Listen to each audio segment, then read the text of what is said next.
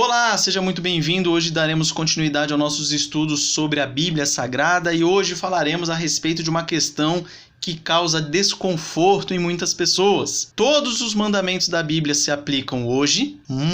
Esse é um tema que costuma deixar muitos cristãos de cabelo em pé, principalmente quando eles precisam explicar para alguém por que tem mandamentos que nós cumprimos e mandamentos que nós não cumprimos. E aí, geralmente, somos acusados de escolher apenas aqueles que nós queremos e aqueles que nós não queremos, nós deixamos de lado e os abandonamos. Será que é assim mesmo que funciona? Vamos tentar responder aqui duas questões hoje. Primeiro, como podemos determinar quais mandamentos bíblicos são atemporais em sua aplicação, ou seja, devem ser aplicados hoje, amanhã e sempre? E temos base bíblica para obedecermos a alguns e negligenciarmos outros? Será que nós temos essa base bíblica? Uns a gente cumpre, outros não? É isso que nós veremos no decorrer da exposição. Primeiro, nós temos que pensar uma coisa. Mandamentos vinculados à aliança de Deus, a aliança que Deus fez conosco. Nós temos que ter em mente o seguinte, que existem mandamentos que foram abolidos na figura de Jesus Cristo. Podemos dividir os mandamentos de Deus no Antigo Testamento da seguinte maneira: mandamentos civis e sociais, mandamentos cerimoniais ou religiosos e, por fim, morais e éticos. Essa diferença é muito importante, então, se você puder, decore ela. Tenha na sua cabeça que os mandamentos que estão lá no Antigo Testamento, eles são divididos em três categorias: civis, cerimoniais e morais. Por que é importante termos essas três partes muito claras na nossa cabeça? Porque os mandamentos civis e cerimoniais, eles se cumpriram em Jesus Cristo. Ou seja, já respondendo à pergunta inicial sobre a questão dos mandamentos, civis e cerimoniais se cumpriram em Jesus Cristo e é por isto que nós não precisamos cumpri-los. Agora, quais são esses mandamentos civis e cerimoniais? São aqueles relacionados às leis alimentares. Lá em Levítico 11 você vai encontrar isso, animais puros, impuros e tudo mais. A questão dos sacrifícios, de você ter que levar o cordeiro lá para ser morto, derramar sangue e tudo mais, oferta de manjares e tudo. A circuncisão, você já não tem mais, não precisa ser cumprida. Cidades de refúgio, etc. Você vai ter diversos mandamentos civis e cerimoniais que nós não cumprimos mais. Esses mandamentos civis, você pode ter na sua cabeça, para facilitar o entendimento, que eram mandamentos específicos para o povo de Israel. Era aquele povo e aquele período e eles deveriam cumprir. Aquele povo específico. E os mandamentos cerimoniais eram aqueles que apontavam para Jesus Cristo. Como Jesus Cristo veio e cumpriu todos os mandamentos, esses dois tipos de mandamentos se cumpriram nele e não precisam mais ser cumpridos. Qual a base bíblica para isso que eu estou dizendo? Vamos lá, só poucos exemplos, mas já dá para facilitar bastante o entendimento. Lá no Evangelho de Marcos, no capítulo 7, dos versículos 14 a 23, diz assim: Não compreendeis que tudo o que de fora entra no homem não o pode contaminar, porque não lhe entra no coração, mas no ventre, e sai para lugar escuso? E assim ele considerou puros todos os alimentos. Quem é ele aqui citado? Jesus Cristo.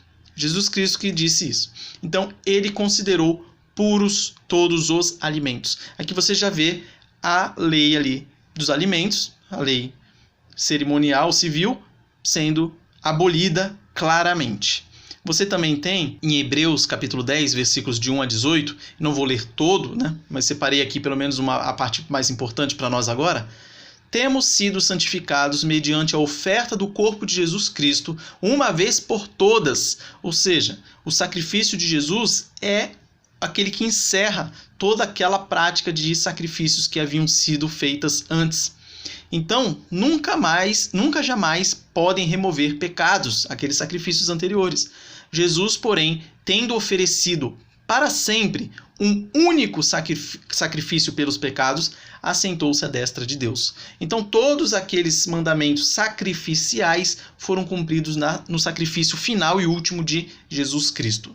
Por isso nós temos aqui essas leis abolidas, revogadas expressamente. Mas uma coisa chama a nossa atenção. Não foi somente as leis civis e cerimoniais que tiveram cumprimento em Jesus Cristo. As exigências morais atemporais, aquelas que nós temos que cumprir hoje, de Deus também. Você pode ver isso em Mateus 5,17. Jesus Cristo dizendo: não penseis que vim revogar a lei ou os profetas. Não vim para revogar, vim para cumprir. Quando ele se refere a lei ou os profetas, ele se refere aqui à Bíblia, que na época eles tinham, que era apenas o Antigo Testamento. O Novo Testamento ainda estava sendo escrito. Mas ele diz que ele não veio para revogar, ele veio para cumprir. Então ele cumpriu os 3 tipos de lei. Lá em 1 Pedro 2, 21 e 22, vai dizer: porquanto para isto mesmo fostes chamados, pois que também Cristo sofreu em vosso lugar, deixando-vos exemplo para seguirdes os seus passos, o qual não cometeu pecado, nem dolo algum se achou em sua boca. Então você percebe que Jesus Cristo cumpriu as leis civis, as leis cerimoniais e a lei moral, as leis morais, né? A diferença é que esses mandamentos morais, diferentemente dos civis e dos sacrificiais, eles continuam sendo exigidos de nós hoje. Lá em Romanos 3,31 vai dizer, o apóstolo Paulo: anulamos, pois, a lei pela fé? Não, de maneira nenhuma, antes confirmamos a lei. Então nós devemos cumprir, sim, as exigências morais, os mandamentos morais. E aí você vai se perguntar: nossa, mas para que tantos mandamentos você encontra lá no Antigo Testamento? Mandamento para isso, para aquilo, come isso, não come aquilo. Por que tantos mandamentos? E uma das principais razões era para manter o povo de Deus como um povo distinto dos demais, não contaminado e separado das culturas pagãs ao redor deles. Veja o que diz lá em Êxodo capítulo 19, versículos 5 e 6. Agora, pois, se diligentemente ouvirdes a minha voz e guardardes a minha aliança, então sereis a minha propriedade de Deus, peculiar dentre todos os povos, porque toda a terra é minha. Vós me sereis reino de sacerdotes e nação santa. São estas as palavras que falarás aos filhos de Israel. Então perceba como a intenção de Deus era manter o povo de Israel uma nação separada dos demais povos. É muito interessante isso, porque quando a gente observa o conflito que teve entre os israelitas e os filisteus, quando Davi enfrentou Golias, a arqueologia ela conseguiu definir onde estavam os judeus e onde estavam os filisteus por causa dos ossos de porcos que foram localizados naquela região. Então ali você tem um campo onde ocorreu a batalha entre Davi e Golias. De um lado você não encontrava osso de porco e do outro lado tinha. Ou seja, como os judeus eles não podiam comer porco, você consegue definir que ali não era o local deles. Em contrapartida, no outro lado, tinha lá os ossinhos de porco, e aí conseguiram definir que era ali a região onde estavam os filisteus. É bem interessante, a gente tem que ter isso em mente, essa questão de Deus separando o povo dele dos demais. Deus preservou os judeus como seu povo eleito, por meio do qual ele revelaria seu plano salvador e traria, por fim, o Salvador na plenitude do tempo, que foi Jesus Cristo, óbvio. Aqui a gente chega no pulo do gato. Ó. Os mandamentos do Antigo Testamento que são repetidos no Novo Testamento, por exemplo, proibição do homossexualismo. Isso você encontra lá em Levíticos 18 e 22 e 1 Coríntios 6, 9. Tem outros versículos também, coloquei esses aqui só para não encher a tela de versículo, mas você tem lá no Antigo Testamento sendo repetido no Novo. Ou que não são explicitamente revogados, como as leis civis e cerimoniais foram. Você pode encontrar isso lá em Marcos 7,19, Hebreus 10, de 1 a 10, como nós já lemos. Eles têm importância permanente na vida do povo de Deus, guiado pelo Espírito Santo. Resumindo, para ficar claro, aqueles mandamentos do Antigo Testamento que foram repetidos no Novo e aqueles que não foram expressamente revogados, nós devemos cumpri-los. É assim que funciona. Assim que você faz para saber quais mandamentos você deve cumprir ou não. Outro tópico importante para nós entendermos é a questão do prescritivo e do descritivo. O que significa isso? Para saber quais textos são aplicáveis hoje em dia, é importante saber a diferença entre textos prescritivos e descritivos. Textos prescritivos é aquele que ordena alguma coisa, e os descritivos são aqueles que apenas descrevem um comportamento. Alguns comportamentos são descritos de maneira louvável para que tenham uma função prescritiva secundária. O que isso significa? Alguns textos bíblicos você vai ver lá como uma descrição de um comportamento. E isso serve secundariamente como uma prescrição, como uma ordem. Perceba como fica claro isso quando a gente observa alguns exemplos. Veja lá os exemplos de Jesus em oração. A Bíblia relata diversas vezes que Jesus saía para orar, ou que Jesus estava orando, ou que Jesus ensinou os outros a orar. Você tem essas referências bíblicas que eu coloquei aí, então você percebe os exemplos citados de Jesus orando. Essas passagens descritivas, elas complementam as exortações mais explícitas quanto à oração no Evangelho de Lucas, que você pode encontrar lá nessas referências que eu coloquei a seguir. Então o que acontece? Você tem diversos versículos descrevendo uma conduta, que é a conduta de Jesus orar, e outras que ordenam a oração. Por exemplo, orai sem cessar. Então você vai encontrar diversas vezes isso na Bíblia. Descrição de um comportamento e uma ordem para que você cumpra aquele mandamento. Qual a regra geral aqui? Um comportamento ele só pode ser considerado prescritivo, ou seja, uma ordem para ser cumprida, se houver ensino explícito subsequente para apoiá-lo. Então, se você encontrar relatos descritivos na Bíblia, se não houver depois uma ordem expressa para você fazer aquele determinado comportamento, você não deve fazê-lo. Perceba o que Jefté fez. Jefté foi aquele que foi para o combate e falou para Deus, fez um voto com Deus. Senhor, se eu ganhar, e quando eu voltar para minha terra, a primeira pessoa que vier ao meu encontro, eu vou sacrificá-la. E aí a filha dele foi ao encontro dele, ele foi lá e sacrificou a filha. Isso é uma descrição de um comportamento, isso foi algo que aconteceu e a Bíblia relata-nos. Mas não tem nenhum versículo bíblico, pelo contrário, dizendo que você tem que sacrificar alguém. Então você percebe que é a descrição de um comportamento, mas não é prescritivo. Da mesma forma, na Bíblia tem a descrição do adultério que Davi cometeu, mas você não tem nenhum respaldo para cometer o adultério, pelo contrário. Então você tem que ter em mente sempre isso. Se tiver alguma descrição na Bíblia de determinado comportamento e não tiver uma ordem para você praticar aquele comportamento, você não faz. Simples assim. Agora vamos entender um pouco a respeito de cultura, tempo e mandamentos bíblicos. Isso aqui é muito importante para que nós não adotemos comportamentos que era específico para uma cultura e uma época para os dias de hoje. Então, alguns mandamentos morais, eles, se transferem de cultura para cultura com nenhum ou pouca alteração, e alguns mandamentos morais, eles incorporam princípios atemporais que acham expressões variadas em culturas diferentes. Vamos ver uns exemplos aqui dessa questão. Primeiro, aplicáveis em outras culturas com nenhuma ou pouca alteração. Não furtarás. Então você vê que tem uma ordem bíblica, lá nos 10 mandamentos, não furtarás. E aí, você tem certeza que isso é atemporal, que isso é aplicado em toda a cultura, isso é aplicado em todos os tempos, e é algo que deve ser cumprido hoje também, claro. Todo povo, toda cultura, é errado você furtar. Então você vê que isso é passado para outras culturas e é aplicável em toda a situação. Agora, outros mandamentos morais, eles têm implicações mais amplas dependendo da cultura em que acham expressão. Por exemplo, não vos embriagueis com vinho, está lá em Efésios 5,18. Ou seja, é sempre errado ficar bêbado. Agora, eu não posso ficar bêbado com vinho, mas eu posso com cerveja. Será? Você tem que extrair o princípio do versículo. Se o problema é você ingerir algo que vai fazer com que você fique doidão, então você não pode se embriagar nem com vinho, nem com cachaça, nem com uísque, nem com maconha, nem com cocaína, nem com nada. Você não pode se dopar, você não pode ficar embriagado. Então esse é um princípio que você vê que ele tem uma aplicação um pouco mais ampla. Uma maneira de nós desenvolvermos aplicações é destilarmos o princípio do mandamento original. Isso que eu acabei de dizer. Você busca o princípio.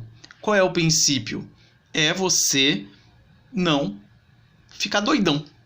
Simples. Outro princípio, igual eu falei no de cima lá, não furtarás. Tudo você vai ter que buscar o princípio, porque senão você acaba achando margem para fazer besteira. Lá nos 10 mandamentos, você não vai encontrar não roubarás. Aí você vive no Brasil. Aí no Brasil você sabe que tem diferença entre furto e roubo. O furto é você pegar alguma coisa de alguém, sem a pessoa ver, e levar essa coisa e se apropriar dela. É seu agora. Roubo é você utilizar de violência para fazer isso. Você vai lá e põe a arma na cara da pessoa, pega a carteira dela e leva embora. Aí, se a pessoa não busca o princípio do versículo, vai dizer o seguinte: eu não posso furtar, eu não posso entrar à noite na casa de alguém e levar uma televisão. Mas a Bíblia não proíbe roubar, então eu posso meter a arma na cara de alguém e levar a carteira dela. Então perceba como que é perigoso isso. Por isso que nós devemos buscar extrair o princípio do versículo. Agora eis que surge uma questão difícil. Por exemplo, como fazer com 1 Coríntios 11:5, que diz lá: toda mulher, porém, que ora ou profetiza com a cabeça sem véu, desonra sua própria cabeça, porque é como se a tivesse rapada. Olha a confusão. Aí vai ter gente defendendo que as mulheres hoje em dia, ao orar, devem cobrir a sua cabeça com véu. Será que isso procede? Será que isso é verdadeiro? É claro que não. Precisamos nos perguntar qual o propósito por trás da ordem de Paulo. Ele tinha um propósito para dizer isso, e nós devemos buscar conhecimento para saber qual era esse propósito. E o propósito de Paulo era alertar com relação à submissão da mulher ao seu marido. O véu, ele simbolizava a submissão da mulher ao seu marido. Qual é o paralelo que nós temos hoje? A mulher, quando recebe o sobrenome do marido. Isso ainda é bem comum no Brasil, embora de uns tempos para cá tenha diminuído bastante essa prática. Mas a mulher receber o sobrenome do marido demonstrava a submissão. Então você percebe que naquela época era o véu. Hoje, na nossa cultura ocidental, é o sobrenome. Você tem que ficar esperto com relação a essa questão cultural para não cometer coisas desastrosas. Por exemplo, tem uma tribo na África onde as mulheres que andavam cobrindo os seios eram as prostitutas. E as mulheres de bem, as mulheres direitas, elas mostravam os seios, porque os seios representavam o leite materno e a família e tudo mais. Então muitos missionários, quando chegaram nessa tribo, tiveram dificuldades, porque eles queriam obrigar que as mulheres se cobrissem. E aí ficou aquele climão, né? Porque as mulheres que estavam cobertas eram consideradas prostitutas. Então a gente tem que analisar com cautela essas questões culturais para não cometer nenhum problema aí relacionado a isso. Para encerrar, vamos falar um pouco a respeito dos mandamentos não morais. Esses aqui são mais fáceis de nós percebermos, que são aqueles que não são aplicáveis fora do contexto original. É uma lista muito pequena deles, e você tem um exemplo lá em 2 Timóteo 4,13, quando Paulo mandou o seguinte recado: quando vieres, traze a capa que deixei em Troade, em casa de Carpo, bem como os livros, especialmente os pergaminhos. É uma ordem, mas você não vai cumpri-la, a não ser que Paulo ressuscite aí e te mande uma carta pedindo para você levar uma capa e livro para ele. Então, é uma ordem temporal que foi específica e não deve mais ser cumprida. Então, com isso, nós encerramos o conteúdo. Só uma conclusão rápida aqui a respeito dessa questão que nós falamos. Questões primeiro, divida os mandamentos bíblicos entre civis, sacrificiais e morais. Civis e sacrificiais não se cumpre mais. Cumpre-se os morais. Devemos cumprir aqueles mandamentos que estão escritos lá no Antigo Testamento e são confirmados no Novo Testamento, ou aqueles que não foram revogados expressamente pelo Novo Testamento. Assim, você vai já conseguir filtrar tranquilamente quais mandamentos devem ser cumpridos e quais mandamentos não devem ser cumpridos. Quando a Bíblia diz que nós devemos buscar a santidade, devemos buscar ser igual a Jesus Cristo, é nós obedecermos à vontade dele.